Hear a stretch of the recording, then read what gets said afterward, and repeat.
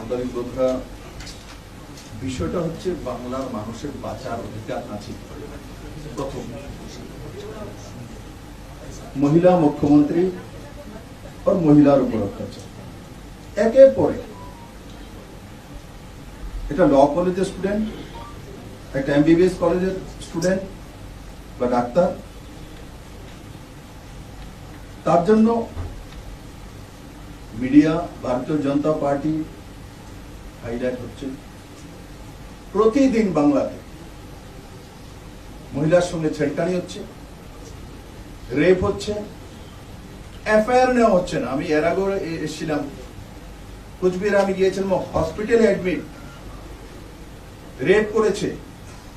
আমি অগ্নিমিত্রাজিকে জিজ্ঞাসা করলাম, আজ পর্যন্ত তার এফআইআর হয়নি। আমরা ডিজিপি কে মেইল করেছি।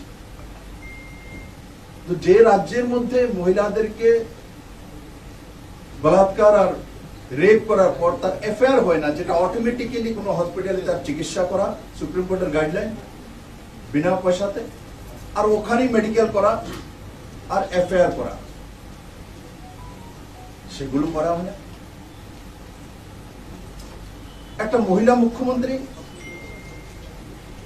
আর মহিলাদের সুরক্ষা নেই। মহিলাদের সুরক্ষার জন্য আমরা ভারতীয় জনতা পার্টির টিম আদরণীয় নাড্ডাজি পাঠিয়েছেন।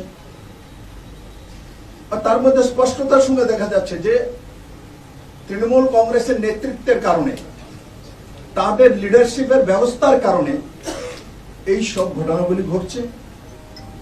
এই মনোজিৎ ধরকে ক্রিমিনাল ব্যাকগ্রাউন্ড থাকার পরেও তাকে অশোক দেব নামে যে এমএলএ তৃণমূলের, উনি এই কলেজের গভর্নিং যে বডি আছে তার চেয়ারম্যান। আমরা কথা বলেছি ভাইস চেয়ারম্যান, ভাইস প্রিন্সিপালের সঙ্গে। সমস্ত রিক্রুটমেন্ট ওনার দ্বারা হয়ে থাকে। ওখানে যে গার্ড রাখা হয়েছে, যে ওখানে সরকারি গার্ড ছিল, ওগুলোকে সরিয়ে টেম্পোরারি যে ক্যাজুয়াল বেসিসে সানফ্লাওয়ার নামে এক কোম্পানির সেখানে লাগানো হয়েছে। সে কোম্পানির মালিক তো তৃণমূলেরই হবে। তো ও গার্ডেই পাহারা দিয়ে ঘটনা ঘটিয়েছে ওর রুমেই।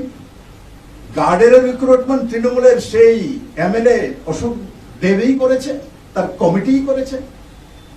তো তৃণমূল বলছে, মমতা ব্যানার্জি প্রশাসন বলছে ঠিক আছে আমরা অ্যারেস্ট করেছি, আমরা ব্যবস্থা নিচ্ছি। ব্যবস্থা নিচ্ছ সেটা বড় বিষয় না। বড় বিষয় হচ্ছে তোমরা এই ধরনের লোকেদেরকে, যার ক্রিমিনাল ব্যাকগ্রাউন্ড আছে, যে কোনো চাকরি দেওয়ার সময় পুলিশ ক্লারিফিকেশন নিয়ে দেওয়া হয়। তাহলে তোমরা জানো সে মাতলামো করে, সে ড্রাগস নেয়, সে মহিলা ওকে শ্লীলতাহানি ওপেনলি করে পুলিশকে মারধর করেছে, ওকে তোমরা কলেজের মধ্যে ক্যাজুয়ালি রিক্রুটমেন্ট করেছো। এটা হচ্ছে সবচাইতে বড় অপরাধ। তাহলে তার জন্য আমি আপনাদের মাধ্যমে বলছি পুলিশ প্রশাসনকে যে অশোক দেবকে তার মধ্যে একুশ করা হোক, কারণ উনি এগুলিকে রিক্রুটমেন্ট দিয়েছে। যদি না জেনে এই ধরনের গুন্ডা পান্ডা সান্ডাকে কেন সেখানে রিক্রুটমেন্ট দেওয়া হলো? আজকে যে বোনটা অত্যাচারিত হলো, রেপ হলো, তার কারণ কার কারণে হয়েছে? আমরা অংশে মার্ডার হয়েছে, কিন্তু মার্ডার হওয়ার পেছনে কারণটা কি? কি কারণে হয়েছে? সে রাস্তাটা কি? রাস্তাটা তৃণমূল কংগ্রেসের প্রশাসন, তৃণমূল কংগ্রেসের অ্যাডমিনিস্ট্রেটর, তৃণমূল কংগ্রেসের নেতা, এমএলএ, মন্ত্রী, এরা দোষী তার জন্য। আর দ্বিতীয় বিষয় হচ্ছে পুলিশ কমিশনের সঙ্গে আমরা দেখা করেছি লালবাজারে। উনি স্পষ্টতার সঙ্গে বলেছে যে আমরা তার মধ্যে কোনো কম্প্রোমাইজ করব না, আমরা শাস্তি যাতে কঠোর শাস্তি হয়। আমাদের মীনাক্ষী বলেছেন ফাঁসি হবে তো বলছে হ্যাঁ নিশ্চিত হবে, বা আর কেতে তো হয়নি। তো কমিশনার বলছে না না ম্যাডাম ইস বার হোগা। তো এবং ডকুমেন্টস পর্যাপ্ত রয়েছে, এফআইআর এর সবকিছু লিপিবদ্ধ করে লিফাফাবন্দ করে দেওয়া হয়েছে কোর্টে। তো এই পর্যন্ত হয়ে গেছে।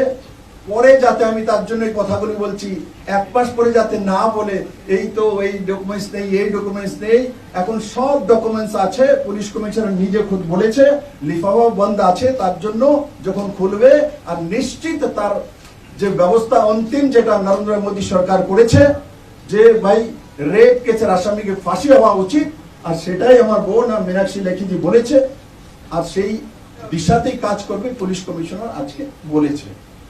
তার মূল বিষয়টা কোথাকে দাঁড়ালো? সে মূল বিষয়টা দাঁড়ালো তৃণমূল কংগ্রেসের স্টেট স্পন্সর গুন্ডামি, মহিলা বলাৎকার করার ব্যবস্থা, তার কারণে ওয়েস্ট বেঙ্গলের বাংলাতে লাগাতার হচ্ছে। আর ডেটাতে যদি তুলে ধরি, না এখানে তো দেশের মধ্যে সবচেয়ে এই পর্যায়ে আছে। আরে ভাই, এফআইআর করতে দাও না।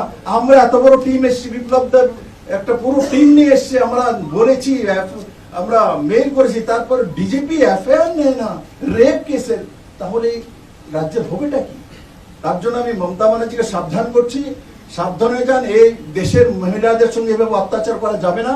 আর ভারতীয় জনতা পার্টি তার তীব্র বিরোধ করে এবং তার ব্যবস্থার জন্য যা যা করেছে সেটা ভারতীয় জনতা পার্টি এক কার্যকর্তা করবে। সুগন্ধ দা এখানে স্টেট প্রেসিডেন্ট রয়েছেন, কেন্দ্রীয় মন্ত্রী রয়েছেন, এখানে স্টেট কমিটির আমার অফিস বেয়ারারা রয়েছেন, অগ্নিমিত্রাজি রয়েছেন, অন্যান্য নেতৃত্ব রয়েছে। আমরা আন্দোলন করব, আমরা বাংলার এক একটা মেয়েকে, মাকে সুরক্ষিত রাখবো। আর নরেন্দ্র মোদীর যে লাস্ট ওয়ার্ড, মহিলাদেরকে সবচেয়ে বড় অধিকার, সবচেয়ে বেশি অধিকার দিতে হবে, সেটা আমরা নিশ্চিত বাংলাতে করব।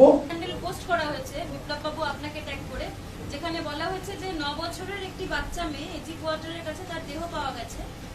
আপনি এখানে পলিটিক্যাল ট্যুরিজম করতে এসেছেন, আর ওদিকে ওখানেও মাইনার একটি শিশু, তার সঙ্গে মৃত্যুর ঘটনা, এবং মনে করা হচ্ছে যে তিনিও তারও মলেস্টেশন এবং রেপ হয়েছে। আপনি এটাকে নিয়ে কি বলবেন?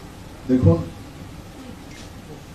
এমন যদি ত্রিপুরাতে হয়ে থাকে, আমি তো কলকাতাতে আছি, ত্রিপুরাতে তার বিচার হয়। স্টেট স্পন্সার্ড এগুলো হয় না। গুন্ডাদেরকে কলেজে স্কুলে ভর্তি হওয়ার কোনো ব্যবস্থা নেই। ত্রিপুরাতে বিজেপি সরকার আসার পর আমি স্টেটের যে পলিসি এনেছি, তাতে রিক্রুটমেন্ট, ট্রান্সপারেন্ট রিক্রুটমেন্ট পলিসি নিয়ে এসেছি, যেটা কমিউনিস্ট থাকাকালীন ছিল না। তাহলে ওখানে এভাবে কেউ রিক্রুটমেন্ট হতেই পারবে না, কারণ রিক্রুটমেন্টই ট্রান্সপারেন্ট। তো তার জন্য আমরা আমাদের এই যে ক্রিমিনালদেরকে এনে শিক্ষা সংস্থানে এডমিট করিয়ে দেবো, ওখানে চাকরি দিয়ে দেবো, তারপর এরা মহিলাদেরকে অত্যাচার করে রেপ করবে, এই ব্যবস্থা হওয়ার চান্স ত্রিপুরাতে নেই। ইনসিডেন্ট সেটা আলাদা বিষয়, কিন্তু যেটা এখানে লক্ষ্য করা যাচ্ছে, যেটা আমাকে বলছে পলিটিক্যাল ট্যুরিজম, তাদের যখন পেহেলগাঁওতে উনি টিম পাঠিয়েছেন, পলিটিক্যাল ট্যুরিজম করার জন্য পাঠিয়েছিলেন। যখন উত্তরপ্রদেশে হাতরাসে পাঠিয়েছে পলিটিক্যাল ট্যুরিজম, ওনাদের যে যেমন তার স্বভাব ওইভাবেই সে রিয়েক্ট করে। তার জন্য ওনারা মনে হয় টিম যে পাঠাতেন, আসামে টিম পাঠিয়েছিলেন, গুয়াহাটিতে ওখানে পাঠিয়েছিলেন, সবগুলো পলিটিক্যাল ট্যুরিজম করার জন্য পাঠিয়েছে। তার জন্য যে যেমন তেমনই ভাবে। এরা তো দেখে, তার জন্য বললাম, যে যেভাবে চিন্তা করে, যে যেভাবে কাজ করে, এইভাবে বলে আমরা তো ফুটবল নিয়ে ঘুরে বেড়াই না। আমার এখানে ফুটবল নিয়ে গেছে, খেলা হবে, কিসের খেলা হবে, বিদায় করে দিয়েছি। এভাবে হয় জানা, জনতার যারা চুনাও সরকার হতে হয়, কিভাবে কি হয়েছে না হয়েছে, তার জবাব জনতা দেবে, এটা নিশ্চিত সময় দেবে। জনতা বসে আছে। এই যে পলিটিক্যাল ট্যুরিজম করা হয়, ড্রামা করা হয়, এগুলো তো এরা করে, এগুলো কাজ। তার জন্য নিজেদের মতো দুনিয়াকে ভাবে। আমরা ভারতীয় জনতা পার্টি, নরেন্দ্র মোদীর পার্টি, যে দেশকে, যে কমিউনিস্টরা কাজটা করেনি, গরিবের জন্য যদি কেউ করেছে, শ্রমিকের জন্য কেউ কাজ করে, মহিলাদের জন্য কেউ কাজ করেছে, ভারতীয় জনতা পার্টির সরকার নরেন্দ্র মোদীর নেতৃত্ব অন্তিম জনের কাজ করে দিয়েছে। বলুন। বিপ্লব বাবু, কংগ্রেসের রাজ্য সভাপতি, তিনি একটা প্রশ্ন করেছেন যে এই টিমের একজন সদস্য, যিনি প্রাক্তন মুখ্যমন্ত্রী, তার বিরুদ্ধে নারী বিদ্বেষমূলক কথাবার্তা বলার বহু অভিযোগ আছে। তার সময় তার রাজ্যে নারী নির্যাতন ঘটেছে, তার বিরুদ্ধেও বেশ কিছু অভিযোগ আছে। তাহলে তিনি কি করে এর অরিজিনাল ফ্যাক্ট খুঁজে পাবেন? দেখুন, এখন হচ্ছে কি, বিপ্লব দেব বিজেপির প্রধান মুখ্যমন্ত্রী ছিল ত্রিপুরাতে। বিপ্লব দেব থাকাকালীনই নরেন্দ্র ভাই মোদী ওনার মাধ্যমেই ত্রিপুরাতে 33% মহিলাদের জন্য রিজার্ভেশন করে দিয়েছি, সরকারি চাকরি और টেম্পোরারি চাকরি, যার মধ্যে বিপ্লব দেবই মুখ্যমন্ত্রী ছিল বিজেপির, যেখানে ত্রিপুরাতে হোম ডিপার্টমেন্টে প্রথম 10%, যে ত্রিপুরা স্টেট রাইফেলের মধ্যে 10%, শুধু সেখানে নয়, পুরো মধ্যে 10% মহিলাদের রিজার্ভেশন করেছে বিপ্লব দেবই। ভারতীয় জনতা পার্টির ওখানে মুখ্যমন্ত্রী ছিল, যে স্ন্যাচিং করলে, মহিলাদেরকে ছেড়ছাড়ি করলে, ছোট ছোট যে ধার চিন্তাই করে বেরিয়ে যেত, তার জন্য কানুন করে 7 বছর উপরে সাজা নিয়ে এসেছি। তো এগুলো এই সরকারের বা এগুলো মানায় না। আর কংগ্রেস এখানে তৃণমূলের বি টিম, তো বি টিমের আর এ টিমের মধ্যে কি আর তফাৎ হবে? এরা তো মিলেমিশে যা বলার বলে, একজনে এটা বলে আরেকজনে এটা বলে, তার জন্য এদের কোনো মানুষের প্রতি দয়া মমতা নেই। Have you Meenakshi tried to reach out to the ji, victim? Trinamool Have you Congress सवाल tried पूछ to- रहे हैं